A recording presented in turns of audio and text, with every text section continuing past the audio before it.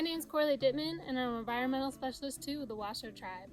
Today we're going to talk about how to collect sagebrush for post-fire restoration.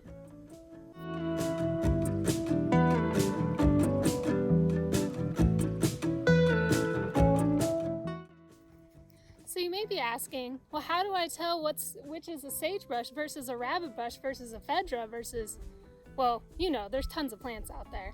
So we're going to go over quick identification and make sure we're collecting the correct seeds. So the cool thing about sagebrush is they almost have like a little goose foot to them, and you can see that there's 3 little nubs on the tip of their leaves, and you see 1, 2, 3, and that's how you know a sagebrush from the other species that we have out here.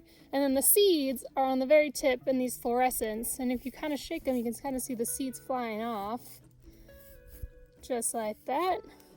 And that's how we know if we have a correct plant.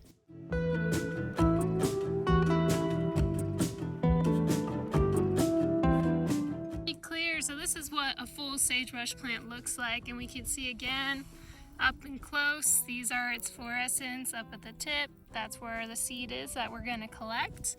And double check, make sure your leaves are correct. You got those 3 little points on it right there. And another big thing about sagebrush, a way to tell, is it smells like sage. So, you know, if you're not too allergic, go ahead and give it a little bit of a smell and see if you got the right plant.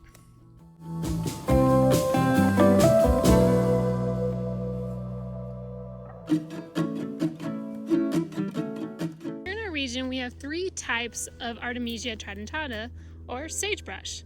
So in the valleys, you have basin big sage, and in the higher elevation foothills, you'll have mountain big sage. And then the last one's Wyoming big sage, which is found both in valleys and in the mountains. To help us know which type of sagebrush you may have collected, we ask you to provide a brief description of the area and the elevation. You can find this out simply by opening up your maps on your smartphone and clicking on the area that you are at. And that should show you your elevation and your latitude, longitude of your area.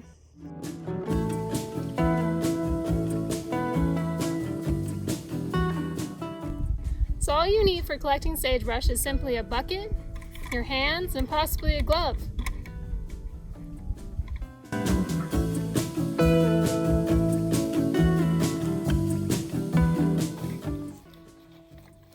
Collecting sagebrush is pretty simple. So you go to the tips of the fluorescents, and this is where the seeds are, and you bring it up to your bucket, and you just take your hand and rub the tip, and the seeds will fall into the bucket.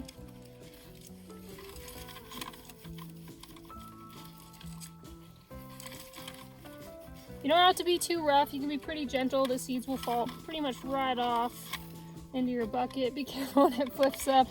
It might make you sneeze a little bit. Just like that. And look at that. We got some seed.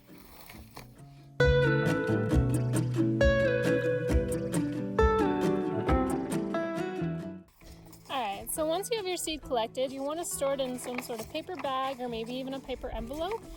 Plastic bags, in case like the seed's wet or anything, it might make it mold, so you want to be able to have it breathe, so paper is best. So I have my seed in my bucket, have my envelope, I'm just going to pour it in. Oops, don't drop your seed though. Be very careful, just like that. We got our seed right in there. We're going to take it off and we're going to drop it off at the WEPD office, and we'll have a bin outside for all the seed. Thank you very much. Thank you.